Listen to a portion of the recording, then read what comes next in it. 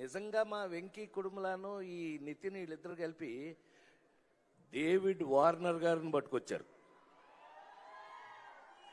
ఈ David Warner నిన్ను cricket అది కాదు క్రికెట్ ఆడవయానంటే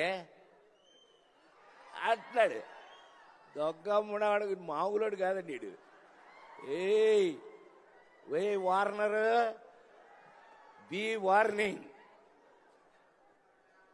నాకు చాలా కాలం తర్వాత మీ అందరి ముందు మనస్ఫూర్తిగా చెప్తున్నాను, రాబిన్ హుడ్ లాంటి సినిమాలు ఇంకా ఎన్నో చేయాలని.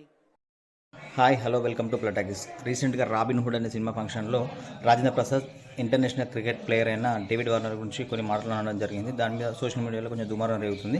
వాస్తవానికి international cricket player robin Hood అనే సినిమాలో నటించడం అనేది వాళ్ళకు కూడా చాలా గొప్ప విషయమే. కానీ రాజేంద్ర ప్రసాద్ అనే సీనియర్ వ్యక్తి ఈ విధంగా మాట్లాడడం మాత్రం కరెక్ట్ కాదు. ఎందుకంటే ఒక ఇంటర్నేషనల్ క్రికెట్ ప్లేయర్ ఆ సినిమాలో నటించడం చాలా గొప్ప విషయం.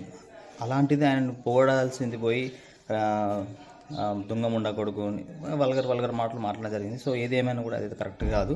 ఒక గొప్ప క్రికెటర్ను అవమానించడం జరిగింది. ఖచ్చితంగా రాజేంద్ర ప్రసాద్ దీనికి సారీ చెప్పాల్సిందే.